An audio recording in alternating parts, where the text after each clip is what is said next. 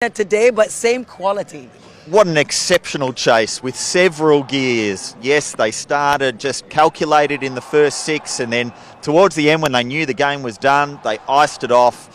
He was the driver, batted throughout, and then don't forget about that last six that still counts in the net run rate. Finish it off in style. They needed two. He bunged it over the fence for six, so that also counts. So later in the tournament, that's just an extra little 1%er, so it was almost a perfect game. Yeah, and you're right about so stylish. Look at those moves. Speaking of stylish, Mahesh Theekshana, his 2 for 19 was very impressive. How do you bat a man like this? The challenge that he brings is that he just does enough with the ball. Doesn't do plenty, just enough to challenge both sides of the bat. How do you play someone like that? How do you be aggressive against someone like that? You've got to be brave, and as we saw today, he was miserly and he took a few poles as well, so well bowled. It's the celebration for me, man. Down on the knee.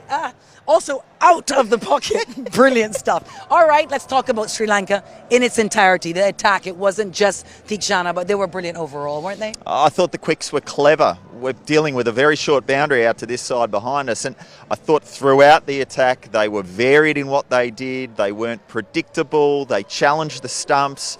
They got rewards, and you only need to look down that Irish scorecard and see that no one really got on top at any stage throughout the first innings. And so for me, whilst the man of the match performance might have been to Kushal Mendes, I thought the bowlers probably deserved it a little more than him individually. Yeah, well, it's all good news for Sri Lanka and 2 points for them in this Group 1. But for Ireland, boy, the batting performance.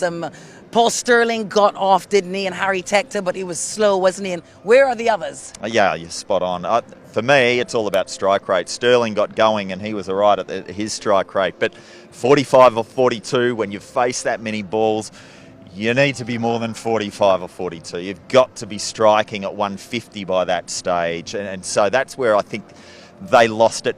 All right, mate. Well, it's time now for our crick toast of the game. And one of the moments that will become a digital collectible is this one from Harry Tector. What a six off Hasaranga over mid-wicket. Beautiful to watch. Guys, listen, grab your chance to own iconic moments from the T20 World Cup matches. And that's at cricktoast.com. Speaking of sixes, Dirk Nannes, what about that Kushal Mendes six over fine leg? I loved it. And guess what? You guys at home, you can relive it as if you played it. We've got something new called the VR Shot Tracker that you've got to try. Remember to download the T20 World Cup app and get on board. Would you like to try? How many sixes have you hit in your career there, Dirk? Maybe if I use this app, I might have hit 2. No, it's brilliant. The VR Shot Tracker, make sure you get involved. I want to say, as we wrap up, thank you to Dirk Nannes. Congratulations to Sri Lanka. And to all of our viewers watching from around the world, it's Happy Diwali from all of us.